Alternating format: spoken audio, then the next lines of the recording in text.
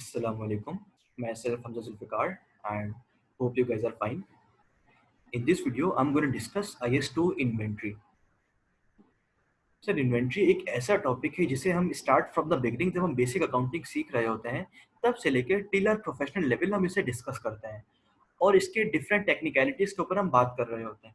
तो आज की मेरी इस वीडियो का मकसद ये है कि हम मैक्सिमम इस स्टैंडर्ड को कवर कर सकें मेरी फ्लो चार्ट समरीज की वजह से इंशाल्लाह। ठीक, तो सबसे पहले हम इसके ऑब्जेक्टिव की बात करते हैं।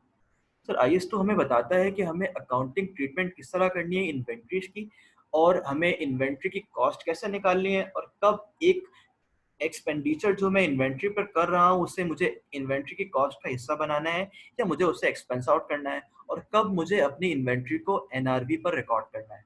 सर ये सारी बातें हम इंशाल्लाह इसी वीडियो में डिटेल में डिस्कस करने जा रहे हैं। तो सबसे पहली बात, इन्वेंट्रीज होती क्या है? इन्वेंट्री होती क्या है? तो inventories are the assets which are held for sale in the ordinary course of business। Sir क्या मतलब? इन्वेंट्रीज ऐसे एसेट हैं जो कि सेल करने के लिए रखे हुए हैं in ordinary course of business. Sir for example एक बंदा है जिसका काम एसी बेचना है, ठीक है, उसकी एसी की एक शॉप है, सही। तो जो एसी उसके पास रखे हुए हैं that are held for sale वो एक्चुअली उसके लिए इन्वेंट्री होंगे। ठीक, इसके बाद अगर मैं कहता हूँ वो बंदा एसी बना कर बेचता है, सर वो एसी अभी उसके प्रोडक्शन प्रोसेस के अंदर यानी अभी वो तैयार हो रहे हैं, तो स्टिल दोस एसीज आर उस बंदे की इन्वेंट्री। ठीक, इसके बाद अगर हम बात करें तो वो एसी जिसके जरिए बना रहे हैं, सर कोई ना कोई ऐसे इंग्रेडिएंट्स होंगे, कोई ना कोई ऐसी इनपुट्स होंगे जिनके थ्रू वो उन एसी को, उन एयर कंडीशनर्स को बना रहा होगा। ठीक, तो वो जो इनपुट्स हैं, वो जो मटेरियल या सप्लाईज हैं जो कि यूज हो रही हैं इसलिए कि वो एसी तैयार हो सके, सर वो सब भी इन्वेंट्री का हिस्सा बनेगी। ठीक, अगर हम आसान अल्फाजों में बात करें तो inventories are basically material supplies या वर्क इन प्रोसेस या फिनिश गुड्स। तो क्या मतलब? तो फिनिश गुड्स से मुराद ये है कि ऐसे तैयार शुदा finish goods which are actually held for sale, और work in process means sir ऐसा ऐसा प्रोडक्ट जो अभी हमारा प्रोडक्शन प्रोसेस के अंदर है, और मटेरियल या सप्लाईज मींस सर ऐसी मटेरियल या सप्लाईज जिनके थ्रू बेसिकली मैं अपने फाइनल प्रोडक्ट तैयार करने जा रहा हूँ। तो these all are my inventories, these all are the different forms of inventories. अगर हम इन्वेंट्रीज की मेजरमेंट की बात करें तो सर हम इसे इनिशियल मेजरमेंट किस तरह करेंगे और इसकी फाइनल मेजरमेंट किस तरह करेंगे, हम इंशाल्लाह इसी स्लाइड में सीखने वाले हैं। तो पहली बात, इनिशियल मेजरमेंट हम इन्वेंट्री के किस तरह करेंगे? सर तीन चीजों का मिक्सर होगी हमारी initial measurement. Number one purchase cost, number two conversion cost and number three are other cost जो कि हमारी इन्वेंट्री के ऊपर लग रही हैं ताकि हमारी इन्वेंट्री सेलेबल कंडीशन के अंदर आ जाए। ठीक, पहली बात, परचेज कॉस्ट क्या है? सर परचेज कॉस्ट बेसिकली इन चीज़ों का मिक्सर है। सर इन चीज़ों का मिक्सर किन चीज़ों का मिक्सर है? इसके अंदर बेसिकली आ जाएगी हमारी परचेज प्राइस, वो प्राइस जिसके अंदर मैंने एक चीज़ परचेज की।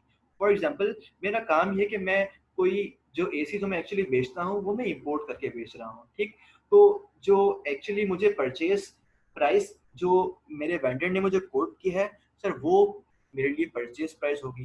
फर्दर कोई उसमें से अगर डिस्काउंट मुझे मिल रहा है, कोई ट्रेड डिस्काउंट मिल रहा है, तो वो मेरी इस परचेज प्राइस में से लेस हो जाएगा। ठीक, and in the same way कोई रिबेट अगर मुझे मिला तो वो भी मेरी इस परचेज प्राइस में से लेस हो जाएगा। इसके अलावा अगर मेरी कोई इंपोर्ट ड्यूटीज उस प्रोडक्ट की इंपोर्ट करने के ऊपर मेरी कोई इंपोर्ट ड्यूटीज लगती हैं, सर वो भी मेरी उस इन्वेंट्री की कॉस्ट का हिस्सा बनेगी।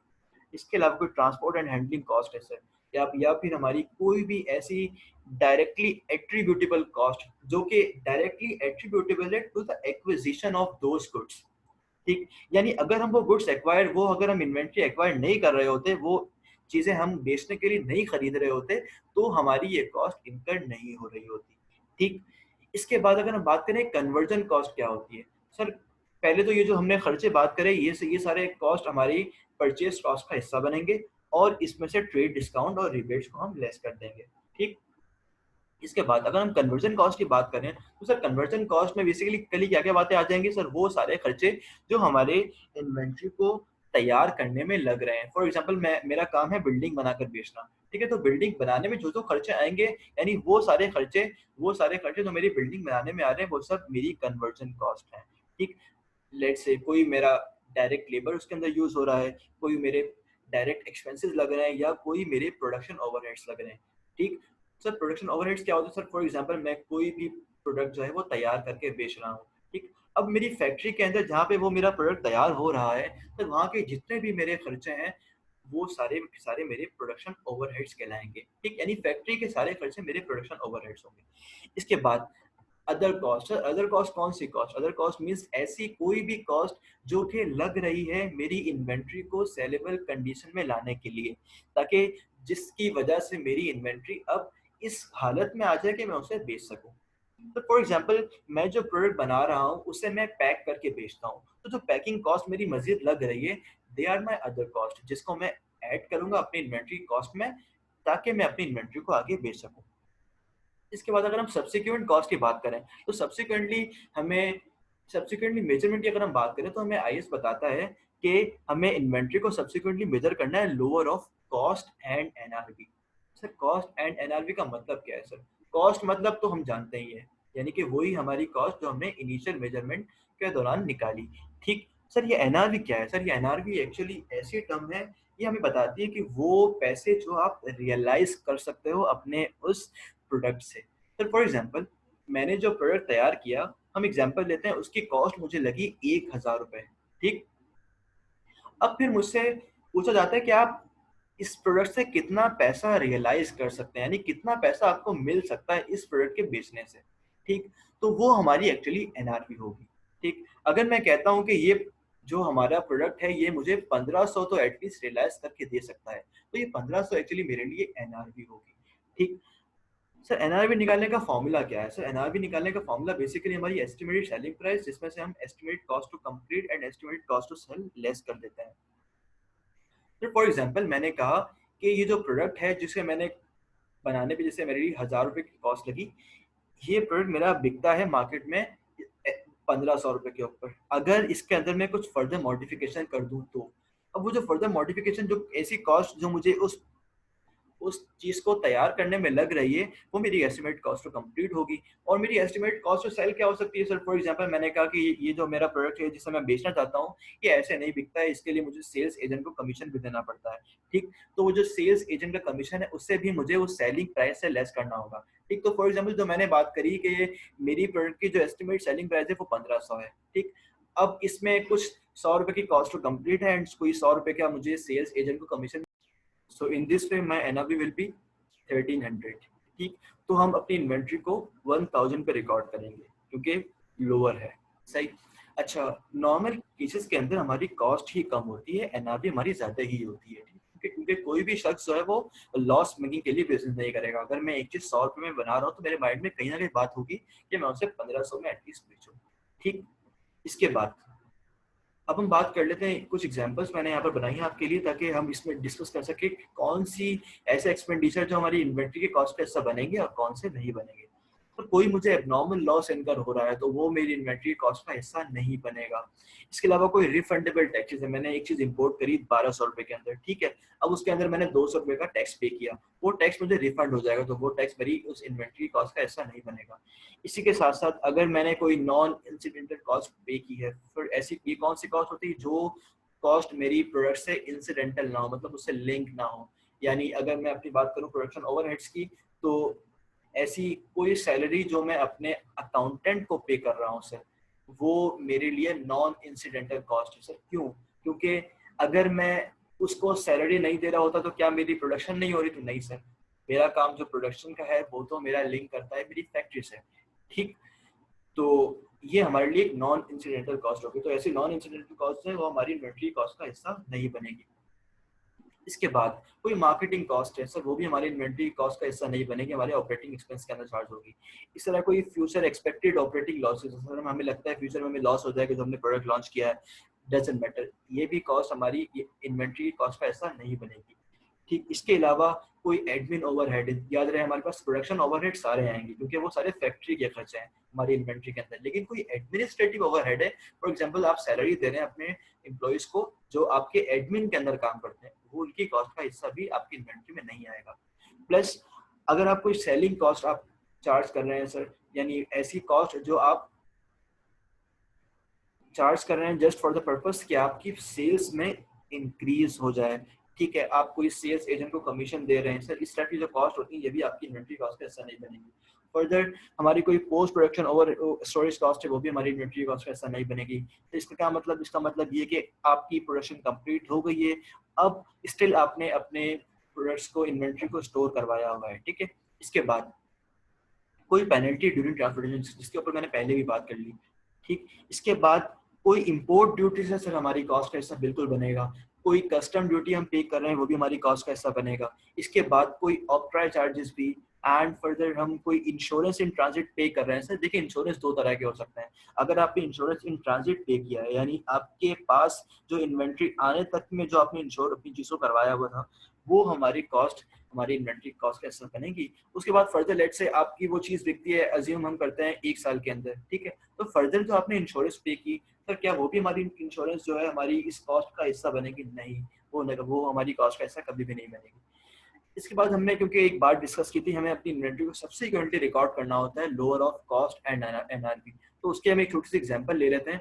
फॉर एग्जांपल, हमारी ईयर 1 के अंदर एक इन्वेंट्री जिसकी कॉस्ट थी 100 रुपीज़ और उसकी एनआरबी है 90 rupees. Due to any damage to inventory, कोई इन्वेंट्री हमारी जो है, जो हमारा प्रोडक्ट था वो लेट से डैमेज हो गया, जिसकी वजह से हमारी एनआरबी कम होकर 90 रुपये हो गई। ठीक है, यानी अब मुझे उस प्रोडक्ट से सिर्फ 90 रुपये रियलाइज हो सकते हैं। तो हमें क्या करना होगा सर, हमें एक्चुअली अपनी इन्वेंट्री को रिकॉर्ड क्योंकि करना है लोअर ऑफ पे, तो हमें हमारी इन्वेंट्री को वैल्यू करना होगा एट ₹90।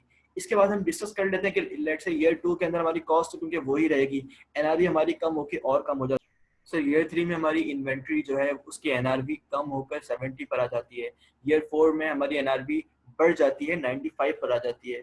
और ईयर 5 में हमारी इन्वेंट्री एनआरबी और इंक्रीज हो जाती है और 110 पर आ जाती है। तो हम ऐसे में क्या कर रहे होंगे सर, अगर हम ईयर 1 की बात करें तो ईयर 1 पे हम वैल्यू कर रहे होंगे हमारी इन्वेंट्री को 90 रुपीज पर। क्यों? क्योंकि हमें लोअर ऑफ पे वैल्यू करना है। ठीक, तो ऐसे में हम अकाउंटिंग एंट्री क्या पास करेंगे सर, हम बताएंगे कि हमारी इन्वेंट्री कम हो गई है तो हमें इन्वेंट्री को तो करना होगा क्रेडिट, सही, और बाकी हमारा एनआरबी लॉस जो है वो डेबिट हो जाएगा। क्योंकि सर हमें हमारी इन्वेंट्री की वैल्यू में कमी आ गई है, तो हमारी इसकी वजह से हमारी नेट रियलाइजेबल वैल्यू जो है वो कम हो गई है। ठीक, इसके बाद अगर मैं बात करूँ कि मेरी इन्वेंट्री और कम हो गई थी, एनआरबी मेरी और कम हो गई थी और 80 रुपीज पर आ गई थी, तो मुझे फर्दर 10 रुपीज का लॉस बुक करना होगा और अपनी इन्वेंट्री को कम पे रिकॉर्ड करना होगा। ठीक, अपनी इन्वेंट्री को देखे मैंने 10 से कम किया और मैंने 10 रुपीज का अपना एनआरबी लॉस बुक किया। इसके बाद जब मेरी एनआरबी 70 रुपीज हो गई थी ईयर 3 के अंदर, तो मैंने अपनी इन्वेंट्री को वैल्यू किया 70 पर। ऐसे में मैं क्या करूंगा, ऐसे में मैं अपना मजीद अपनी इन्वेंट्री को 10 रुपीज से कम करूंगा और एनआरबी लॉस बुक करूंगा। ठीक, अब इसके बाद देखिए हमारी जो एनआरबी है वो बढ़ गई है। सर जब हमारी एनआरबी बढ़ गई है तो हम क्या करेंगे, तो हम अपनी एंट्री को, अपनी जो हमने एनआरबी लॉस बुक किया था उसको रिवर्स कर देंगे। सर हमने कहा अब ये हमारा फर्दर लॉस नहीं रहा, अब हमारी एनआरबी एक्चुअली गेन हो गई है, तो हम अपनी इन्वेंट्री को बढ़ाकर कितने पे लाएंगे, 95 पे ले आएंगे। तो हमारी इन्वेंट्री इस वक्त 70 पे स्टैंड कर रही है, 70 से 95 पे लाने के लिए उसमें 25 का इजाफा करना पड़ेगा। तो देखिए हमने हमारी एनआरबी के अंदर एनआरबी को हमने अपनी इन्वेंट्री को 25 से डेबिट किया और हमने रिवर्सल ऑफ एनआरबी लॉस को क्रेडिट किया। सर ये रिवर्सल ऑफ एनआरबी लॉस क्या है, it is just like your income. ठीक, क्योंकि अब आपकी इतने की एनआरबी लॉस जो है वो कम हो गया है। इसके बाद अब मैं कहता हूँ मेरी एनआरबी बढ़कर हो गई है 110। सर अब मैं क्या करूँ, क्या मैं अपनी इन्वेंट्री को 110 पर रिकॉर्ड कर दूँ? नहीं, रूल हमारे माइंड से कभी भी स्किप नहीं होना चाहिए। हमारा रूल क्या था, हमें इन्वेंट्री को रिकॉर्ड करना है at lower of cost and NRB. जब कॉस्ट कम होगी तो मैं कॉस्ट पे करूंगा, एनआरबी कम होगी तो एनआरबी पर करूंगा। तो अब क्योंकि मेरी कॉस्ट 100 है, एनआरबी 110 है, तो मुझे अपनी इन्वेंट्री को रिकॉर्ड करना होगा एट माई कॉस्ट। ठीक है, तो क्योंकि मेरी इन्वेंट्री अभी रिकॉर्ड वैल्यू किस पर हो रही है, वैल्यू हो रही है 95 पर, तो मुझे 5 से अपनी एंट्री में इन्वेंट्री में इंक्रीज लाना पड़ेगा और मुझे एंट्री पास करनी होगी इन्वेंट्री डेबिट 5 से and reversal of NRB loss 5 से। जैसे यहाँ पे मिस प्रिंटिंग हो गई है, 25 की जगह 5 होगा। ठीक है, इसके बाद हम आगे बात करते हैं सर मेथड्स हमारे पास क्या क्या है हमारे क्लोजिंग स्टॉक की कॉस्ट निकालने के लिए। सर सबसे पहले तो हम समझ लेते हैं हमारा क्लोजिंग स्टॉक होता क्या है। सर आप एक बिजनेस कर रहे हैं, ठीक है, आप उसमें कुछ परचेजेस करते हैं। अब जो चीज़ें आपने परचेज की थी उसे आपने सेल आउट भी किया, अब ईयर एंड के ऊपर आपके पास कुछ स्टॉक रह गया, तो वही हमारा एक्चुअली क्लोजिंग स्टॉक कहलाता है। सर उस क्लोजिंग स्टॉक की हमें कॉस्ट निकालने के स्टैंडर्ड हमें कोई 4 तरीके बताते हैं। सर वो 4 तरीके क्या हो सकते हैं, हमने तो सर 2 ही पढ़े थे आज तक। आज मैं आपको जो है जो चंद फर्दर चीजें जो हैं जो इसी स्टैंडर्ड के अंदर लिखी हुई हैं, बट क्योंकि इसके अंदर एक मेथड तो डिस्कार्ड कर दिया गया है तो वो भी आपके सामने मैं आइडेंटिफाई करूंगा और एक फर्दर मेथड। इसके बाद हम बात करते हैं सर पहले मेथड क्या होता है सर FIFO मेथड, जिसे हम फीफो मेथड कहते हैं नॉर्मली। सर फीफो मेथड क्या होता है? FIFO means first in first out. Sir जो पहले आया था वो पहले बिका होगा, हम इस अजम्पशन के ऊपर काम करेंगे, सही। उसके बाद दूसरे मेथड हमारे पास आते हैं वेटेड एवरेज कॉस्ट मेथड, जिसमें हम सारे प्रोडक्ट के एवरेज कॉस्ट निकाल लेते हैं। अच्छा, हम इन एक एक मेथड के ऊपर मैं एक डिटेल्ड एग्जांपल की वीडियो इंशाल्लाह बनाऊंगा अपनी नेक्स्ट वीडियो के अंदर, जिसमें हम एक एक एग्जांपल के थ्रू ये सारे मेथड को भी सीखेंगे और अपने इन्वेंट्री के सिस्टम्स को भी सीखेंगे। ठीक, तो अभी हम सिर्फ इनकी थ्योरी के ऊपर बात करते हैं। इसके बाद हमारे पास एक मेथड आता है एक्चुअल कॉस्ट का। सर ये एक्चुअल कॉस्ट क्या होती है, इसके ऊपर भी हम बात करते हैं। और एक मेथड हमारे पास आता है LIFO method, last in first out, क्योंकि लीफो मेथड जो है वो हमारे अब रिपोर्टिंग पर्पस के लिए डिस्कार्ड कर दिया गया है। ठीक, तो फीफो मेथड हमारा यूज होता है फॉर पेरिशेबल गुड्स। सर जो पेरिशेबल गुड्स होते हैं हमारे लिए माइंड में उसके लिए यही होना चाहिए कि ये जो पहले आए थे उन्हें पहले बिक जाना चाहिए, अदरवाइज गुड्स डिस्ट्रॉय हो जाएंगे। तो यूजुअली ये पेरिशेबल गुड्स की अकाउंटिंग के लिए हम फीफो मेथड को यूज करते हैं, और एवरेज कॉस्ट को हम यूज करते हैं फॉर ड्यूरेबल गुड्स। और इन दोनों की अगर हम बात करें सर, इन दोनों को हम कब यूज करेंगे? सर ये दोनों यूज होते हैं जब हमारी इन्वेंट्रीज कुछ इस टाइप की हो। किस टाइप के हो sir? ordinarily interchangeable and not individually traced। For example आप एक ऐसा प्रोडक्शन प्रोसेस कर रहे हैं जिसके अंदर आप एक ही इन्वेंट्री जो है उनको आप ट्रेस नहीं कर सकते, सही। सर आप कोई भी ऐसा प्रोडक्ट बना रहे हैं जिसमें आप अपनी इन्वेंट्री को इंडिविजुअली ट्रेस नहीं कर सकते, आपको एट द एंड अपनी इन्वेंट्री काउंट करनी होती है और उसके बाद ही आप पता लगा सकते हैं कि आपके पास कितनी चीजें बची हैं। ठीक है, तो उनके लिए नॉर्मली जो है वो फीफो या वेटेड एवरेज मेथड यूज करते हैं। तो सर फिर एक्चुअल कॉस्ट मेथड हम कब यूज करते हैं? सर एक्चुअल कॉस्ट मेथड हमारा नॉर्मली यूज होता है for one of specific order contract. Sir कोई ऐसा कोई हमें कॉन्ट्रैक्ट मिल गया, ऐसी कोई चीज हमें बेचने के लिए मिल गई जो कोई स्पेसिफिक ऑर्डर आ गया हमारे पास, सर उसके लिए हम उसकी एक्चुअल जो कॉस्ट थी उसके ऊपर ही हम उसे मेजर करेंगे। और ये उनके लिए भी लगता है जो कि विच आइटम्स आर नॉट देन। ठीक, यानी ऐसी इन्वेंट्रीज जो कि ordinarily interchangeable and not individually traced, ऐसी इन्वेंट्रीज जो नहीं होती उनके लिए हम एक्चुअल कॉस्ट मेथड यूज करते हैं। और लीफो मेथड जैसे मैंने पहले ही कहा, इसे रिपोर्टिंग पर्पस के लिए डिस्कार्ड कर दिया गया है। ठीक, इसके बाद अगर हम बात कर लें sir system to find out cost of closing stock. Sir हमारे पास हमारे स्टैंडर्ड ने में दो सिस्टम दिए हैं, number 1 periodic system and number 2 perpetual system. Sir periodic system की अगर हम बात करें इसमें क्या होता है? सर इसमें नॉर्मली हम अपना जो स्टॉक है, अपना जो क्लोजिंग स्टॉक है उसको फिजिकली जाकर काउंट करते हैं साल के एंड में, और उसके बाद हम अपने कॉस्ट ऑफ गुड्स सोल्ड यानी कितने जो गुड्स हमने बेच दिए थे उनकी कॉस्ट क्या लगी उसको हम आइडेंटिफाई करते हैं। ठीक, और परपेचुअल सिस्टम के अंदर हम क्या करते हैं? सर परपेचुअल सिस्टम में नॉर्मली हमारा जो इन्वेंट्री बैलेंस है वो कंटिन्यूअली अपडेट हो रहा होता है। सर जैसे मैंने एक चीज बेची मैंने उसी टाइम अपना बैलेंस अपडेट किया, मैंने जैसे कुछ चीज खरीदी मैंने अपना बैलेंस अपडेट किया। ठीक, लेकिन अगर हम पीरियोडिक सिस्टम की बात करें सर, हम लोग सेल्स एंड परचेज की वजह से अपने कॉस्ट ऑफ गुड्स सोल्ड और बैलेंस को, इन्वेंट्री बैलेंस को हम लोग बिल्कुल एडजस्ट नहीं कर रहे होते, बल्कि हम लास्ट टाइम पे जब हमारा ईयर एंड आता है तब हम जाके अपना इन्वेंट्री काउंट करते हैं और बताते हैं कि हमारे पास इतना क्लोजिंग स्टॉक, इतना स्टॉक रह गया है, एंड देन हम रिवर्स वर्किंग के थ्रू अपना कॉस्ट ऑफ गुड्स सोल्ड निकालते हैं। ठीक, तो यहाँ पर हमारा कोई cost of goods sold account जो है वो ड्यूरिंग द पीरियड नहीं बनता, जबकि परपेचुअल सिस्टम के अंदर हमारा cost of goods sold account बनता है। अब मैंने जिससे आपसे पहले बात करी थी कि कुछ सिचुएशन ऐसी होती है जहां हमारी एनआरवी कम होती है और कॉस्ट ज्यादा होती है, तो वो कुछ स्पेसिफिक कंडीशन है जो हमें हमें हमारे स्टैंडर्ड ने बताई है, जिन्हें हम अभी यहाँ पे डिस्कस करने जा रहे हैं। सर पहली बात, तो फिजिकल डैमेज ऑफ इन्वेंट्री, हमारी इन्वेंट्री फिजिकली डैमेज हो जाती है। अब जाहिर सी बात है सर, एक चीज जिसको मैं 1500 में बेच सकता था नॉर्मली, अगर वो डैमेज हो गई तो जाहिर सी बात है अब वो 1500 के अंदर नहीं बिकेगी, वो उससे कम में बिक रही होगी। इसके बाद सर कोई ऑब्सोलिसेंस हो जाती है। सर क्या मतलब? टेक्नोलॉजिकल एडवांसमेंट हो जाती है हमारी इंडस्ट्री के अंदर, जिसकी वजह से हमारा जो प्रोडक्ट था उसकी वैल्यू में कमी आ जाती है। सर फॉर एग्जांपल जब आईफोन 10 लॉन्च हो जाता है तो सर आईफोन 8 और आईफोन 7 की प्राइसिंग जो है, प्राइसिंग की अगर हम सिंपली बात करें वो मार्केट से ऑब्सोलीट होना शुरू हो जाती है। ठीक, इसके बाद सर नॉकआउट इम्पैक्ट क्या होता है? सर नॉकआउट इम्पैक्ट को हमें समझना है। सर ये एक्चुअली एक ऐसा सिनेरियो है जिसके अंदर ऑर्गेनाइजेशन जानबूझकर अपनी प्रोडक्ट जो है वो कम प्राइस पर बेचती है, इसलिए इसलिए कि वो अपने कंपेटिटर को जो है वो किक आउट कर सकें और खुद ज्यादा कस्टमर ग्रैब कर सकें। ठीक, तो ऐसे में सर क्या होता है, जब एक एंटिटी अपनी प्राइसिंग इतनी ज्यादा कम कर रही है और उसका जो कंपेटिटर है वो प्राइसिंग उसके हिसाब से जो है वो कम नहीं कर रहा, तो स्ट्रेट अवे वो जो जो दूसरी एंटिटी होगी वो मार्केट लूज कर जाएगी और सारी जो सेल्स हैं वो इसी कंपनी की इंक्रीज हो जाएगी। ठीक, तो यहाँ पर नॉकआउट इम्पैक्ट के अंदर एक एंटिटी जो है वो जानबूझकर अपनी जो इन्वेंट्री है उसे कम प्राइस पर बेचती है। ठीक है, इसके बाद सर हमने जो प्रोडक्शन की थी उसके अंदर कोई एरर्स आ जाए तब भी हमारी एनआरवी कॉस्ट से कम हो जाती है। इसके अलावा sir there is a fall in market value of production, यानी सर हमारी डिमांड जो है वही कम हो जाए प्रोडक्ट की, स्टिल हमारी एनआरवी इन सब केस के अंदर हमारी एनआरवी कॉस्ट से कम हो जाएगी। और जैसे हमारी एनआरवी कॉस्ट से कम हुई, हमें फॉरेन स्टैंडर्ड की बात याद आनी चाहिए कि हमें अपनी इन्वेंट्री को रिकॉर्ड करना है at lower of cost and NRV. Alright, so that's enough for today.